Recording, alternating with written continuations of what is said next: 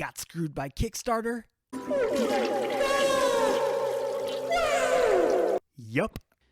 Crowdfunding. That's the magical bean that sprouts the magical stalk that leads us to a magical world of adventure, right?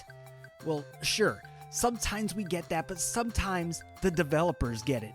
By it, I mean our cash. The thing that makes Kickstarter great is that it cuts out the middleman.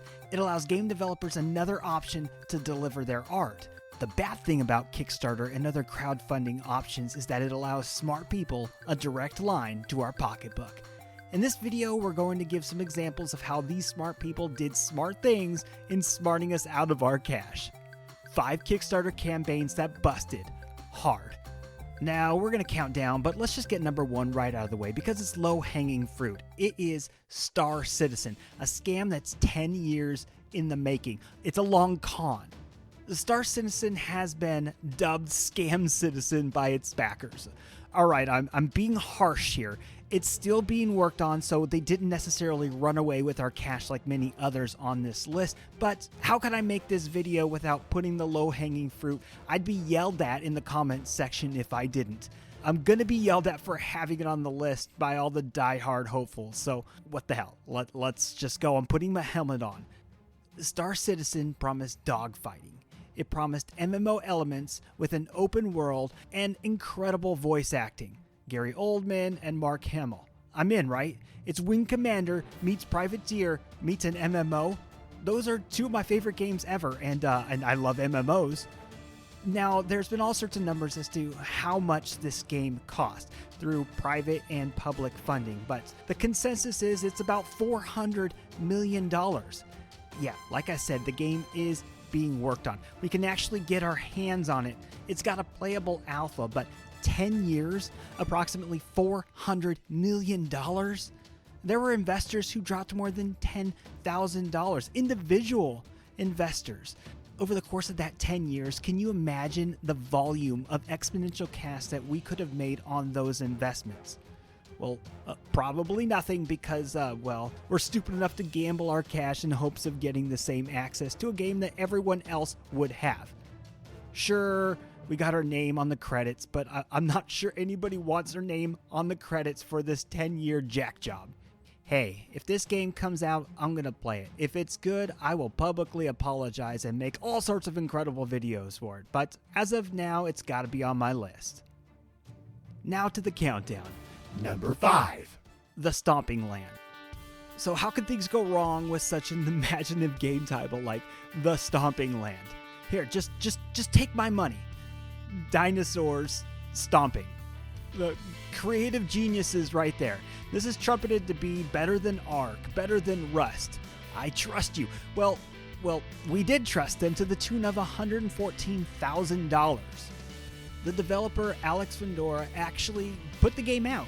He actually put it out ahead of time.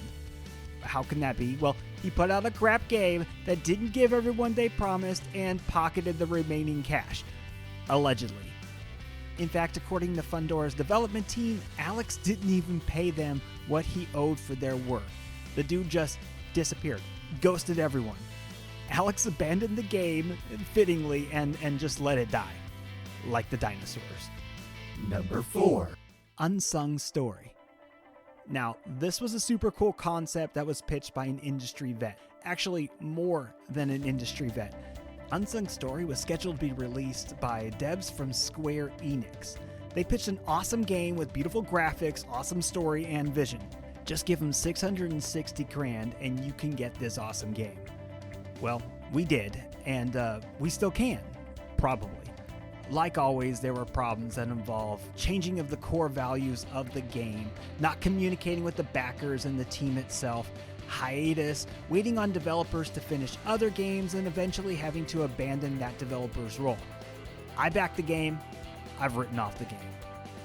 Number 3. Ant Simulator. First of all, who the heck would want to pretend to be an ant? I saw Honey, I Shrunk the Kids, and that life's just not for me, in or out of game. And second, the developers were absolute trash cans. Pretty fitting for a game about scavengers. You know, the ants. So, where did the money go? The lead developer says that his development team took the money and spent it all on booze and strippers. Now, the development team said that the lead developer wasted it. At the end of the day, I think we can all agree that these guys were a collective waste of cash and our breath. Ant Simulator, fail. So continuing the countdown, if you like the video, consider subscribing if you like our content. We'd love to have you and we appreciate you all. Number 2. Is Project Phoenix. Do you like Final Fantasy? Of course you do. You know how I know that you do? Because you and I invested $1 million in what was said to be a spiritual successor to Final Fantasy and led by a team that helped mold the series. Project Phoenix had an incredible campaign, an incredible pitch. Their pitch was as follows. Led by some of the greatest creative talents in the video game industry, developers that worked on games like Final Fantasy, The Elder Scrolls Skyrim, Diablo 3, and more. That's what we're getting, right? Nope, it turns out that those guys took the money and made a different game called Tiny Metal. But that's okay, right? Totally justified. Yura, the dev, claimed that Tiny Metal had to be produced first for business reasons, because they needed to make money to fund Project Phoenix. For reals, right? This is no joke. Tiny Metal's own PR manager accused the dev of this. Then comes the he said, she said. Dev team accused PR manager of lying, right? Great PR. Seems legit, so Google Project Phoenix on the net so I don't sound sensational. This is a real story. It's still coming out. I promise. I promise. Number 1 with the bullet, as we already mentioned, was Star Citizen. We don't need to rehash that, but I do need to give you a bonus. And so here it is.